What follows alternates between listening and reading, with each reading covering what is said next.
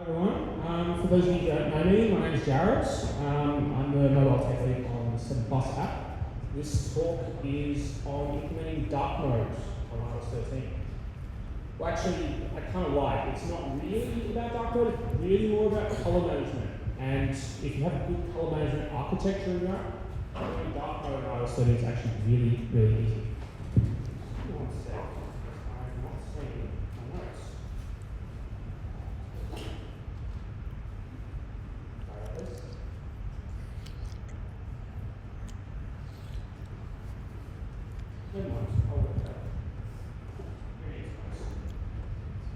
What's the first thing any good iOS dev or designer does when Apple announces new UI stuff? You look at the iOS guidelines, and no surprise, with dark mode, they've got a whole bunch of stuff. And always best to follow what Apple does. You don't want to make any mistakes and make confusing UI that users just don't get. And they have a whole heap of documentation up there on the do's and don'ts, definitely do not use, for dark mode on iOS 13. And one of the biggest things that they've sort of talked about in the last release is this concept of semantic colors.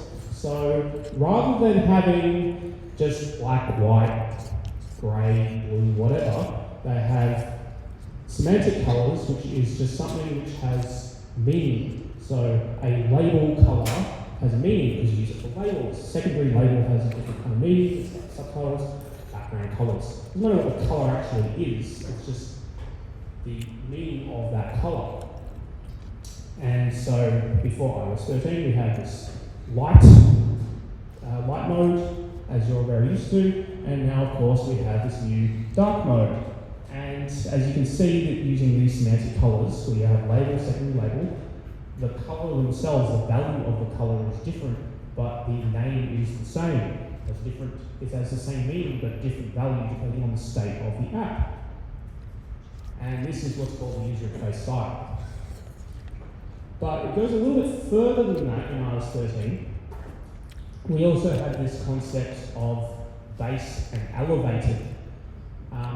You won't see elevated too often. You'll only ever see it, and most people you may not even realise it's even there. And I'll talk about it a little bit more later. But if you're on iPad and you have your app in dark mode, you have a split view, and you have two apps running side by side, you'll actually put your app into elevated mode when in dark mode. Apple doesn't use this in light mode. You could do it if you wanted to, if you wanted to override it, but the default behavior that Apple has, they only have this additional behavior in dark mode. So it essentially puts it up another layer, all the colours are a little bit light, and I'll talk about that a little bit more later. And this is called the user interface level. Now, where do these new properties live? They live on UI trait collection, which has been around for a while. You would have known it from horizontal size class and vertical size class for iPhone, iPads, having compact or regular width light. iPhones will be compact width, regular height, iPads, regular light. So the new properties are user interface style, which has light and dark, and user interface level, base and elevated. And anytime these change, it'll call the same method as you'd expect that will be called when the horizontal size class and vertical size class changes. And that trait collection did change. So if you want to check these new properties, of course, because this is only new in iOS 13, you've got to do this if available check. And there's just a little helping method that helps you check whether the colors have actually changed. But in most cases, you won't need to worry about it. But there's a couple of cases where you will, but in general, you don't have to worry about it too much. But where do we put our colors? What we really want to achieve is a single point of control. You don't want to have all these colors all over your app, where you've got different colors referenced in your zip files, your storyboards, or whatever. If your designer comes on and decides to change the color for all your labels in the app, it's easier to just have one spot where you can change it, rather than having to change it in a million different spots. So in this example, we've just got a collection view cell, and we have this title selected, and we have black. That's not great, because if you want to do dark mode in iOS 13, it won't adapt. It's not a semantic color, it's just a color value. So we don't want to do that. Don't do that. And if you're someone who prefers using code rather than doing storyboards or zips, same thing, you don't want to do that because it won't change. And on the app state. So what you could do is this. You just select one of the new semantic colours that Apple's put out, and in this case it's label colour, which adapts to light or dark mode. And you could do that, but it still sort of violates the single point of control that I talked about before. If your designer comes along and says, actually, I don't really like black, I want to have a slightly different shade of black for my labels, you're going to have to go through all your zips and storyboards and change it. So maybe there's a better way. And again, if you want to do it in code, you still can't do this because this is only available in iOS 13. Now, if you go back to this zip here, Xcode is actually smart enough to backport the semantic color that Apple's added in iOS 13. So on iOS 13, it will use that label color, but if you look at the actual zip file itself in code, if you open it in Sublime or whatever text editor your choice is, you'll see that it's actually got the RGB value of that label in light mode. So it will still work in older versions. But, just skip ahead. But that won't work for this, obviously, because the compiler is not that smart. So you can do this sort of stuff where you do add available checks, and you have a fallback. If you're not on iOS 13, you just set it to black rather than the label color.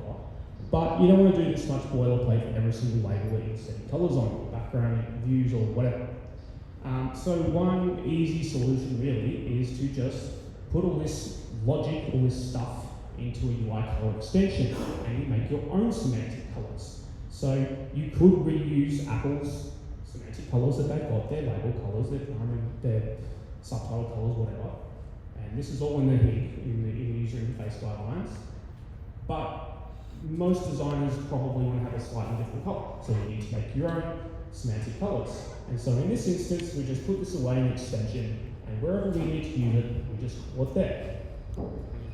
And this is our single point of control. If something changes, we only need to change this one point.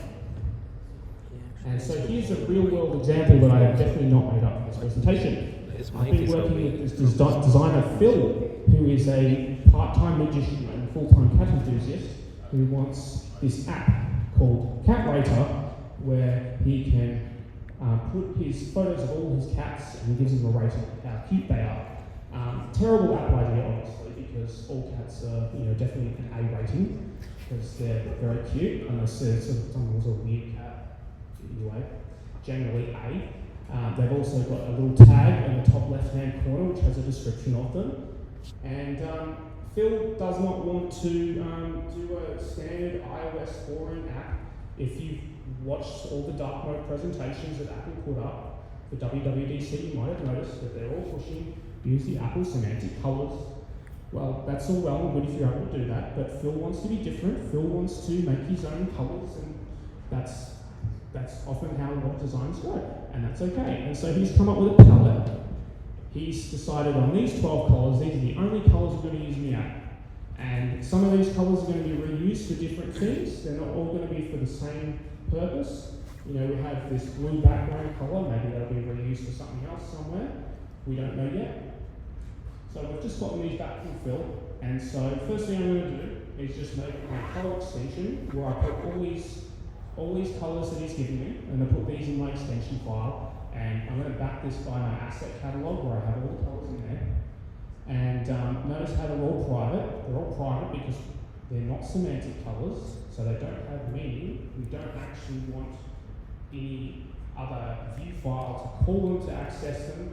We want to put a barrier between them with meaningful names, meaningful things, because these will be reused.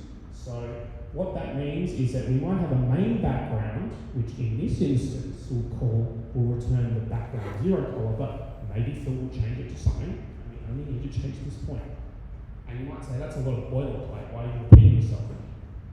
And there's a reason for that, because Phil's back again, and he's decided, he's read a Medium article, as you do, and has realised that iOS now has dark mode. And so he says to me, have you heard of dark mode? I'm like, yes, Phil. 9 months ago, thank you. But anyway, he's come up with dark mode design for the app. And Phil's a bit of a lazy man, actually. If I can go back. Phil's a bit of a lazy man. He wants to reuse all the colours that he's already given me. He can't really bother making a specific dark mode design, so we're just going to reuse all the raw colours that he gave us before. So what can we do to support this? Now, all our semantic colours, such as plain background, text label, or whatever, they've changed.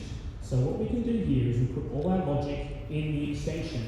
So we don't have to change the caller side, just change the extension. So all we need to do is say, if we're on iOS 13, we call this UI color constructor, which basically gives us a trait collection where we're able to check are we in light mode or in dark mode. And if we're in dark mode, we return a different color to light mode. And of course, if we're on iOS 12 or lower, we just return the light mode variant. So we're just putting all our logic in the extensions, we're not putting it everywhere else. It's single point of control, that's the main point.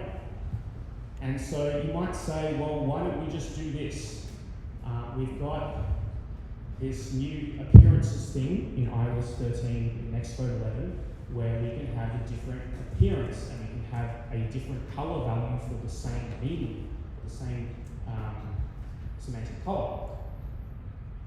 Well, you could do that, but if you remember the design, we had this tag at the top, which actually uses the same color that we're using for the dark mode version of this background color.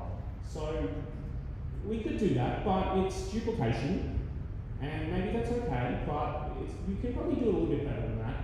So I would actually suggest that we just do this, and we separate the colors, leave them universal, unless of course you've got colors, semantic colors in here, which do have different values which you are positive will not be used for anything else.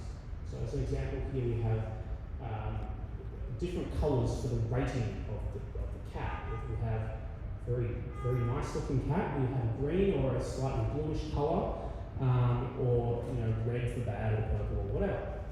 And these colours are not used in the race. It's only used for these ratings. So that's okay. We can do that in the asset colour. For anything else, in the other example, we're going to reuse that black greyish colour somewhere else. So we'll just leave it as a universal colour. And here's another reason. If you remember back to what I had before with this elevation level, you can't do this in asset catalogs. They just don't have that built in. It's a limitation. It's an unfortunate limitation because you think that it would be nice if Apple added this in, but unfortunately you do need to use logic to do this in code.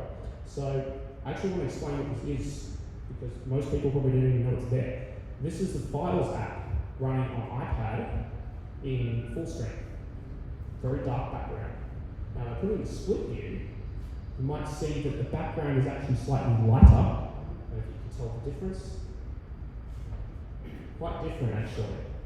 And if you want to follow Apple's guidelines and you have a custom background color, you probably want to make your background color lighter. And you can do the same thing using this color extension, putting the logic in there. It's not something you can do only asset catalogs. So all you have to do is make this a little bit bigger, and it's a little bit big, but it's all one spot where this logic is. So in addition to checking the user interface style in dark mode, we also check the user interface level and return a different color depending on what level we're on. And here's my app, which I've built. A few different cats and there's a dog in there that unfortunately, as cute as he is, got a neck because he's a cat. And there's another cat and very strange things. But I just want to show you a little demo of how I can quickly and easily work out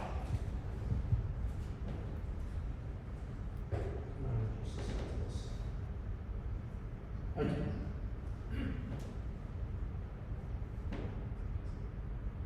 I'm just going to read one.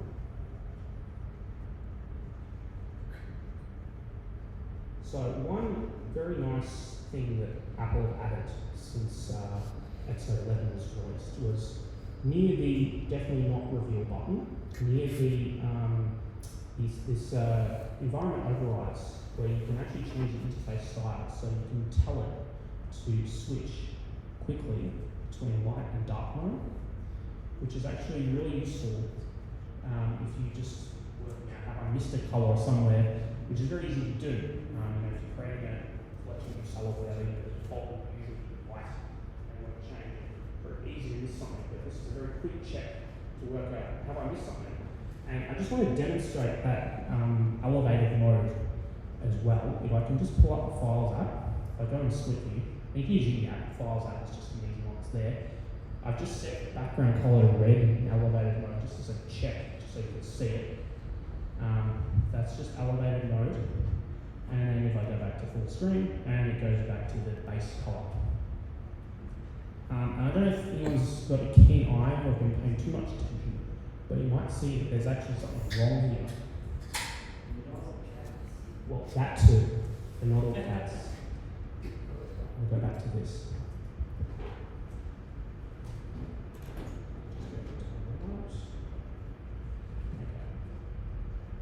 So wait a minute, there's something wrong. Now what's wrong?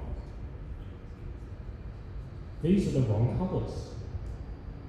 Didn't I have like blue, purple, yellow in dark mode? Why aren't they changing? They should be changing, right? I have my UI colour extension here which returns all my colours, and I have these colour rituals here. Turns out that's the problem.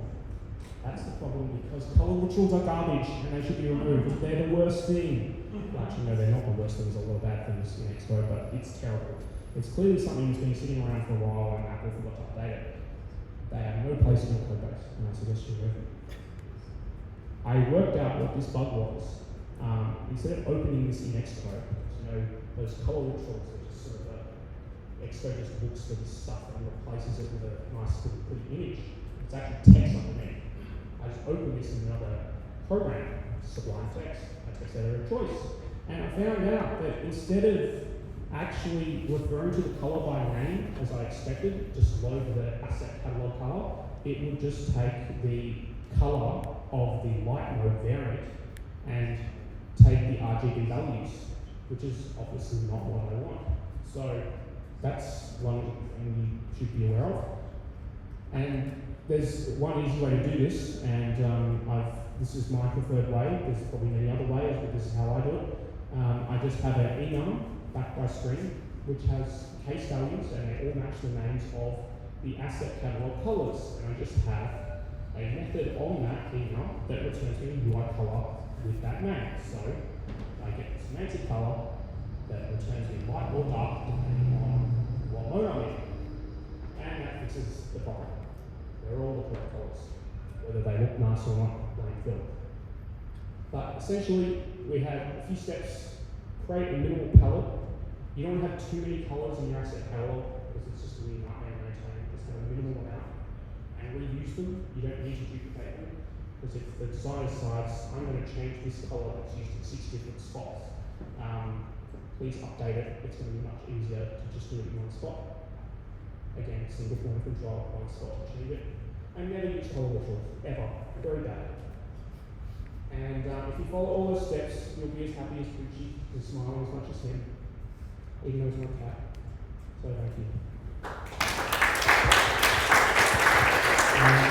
If you have any questions, just tweet at me or come to the pub after. Okay, so I'm going to know pretty soon. Or I'll be around. Thank you.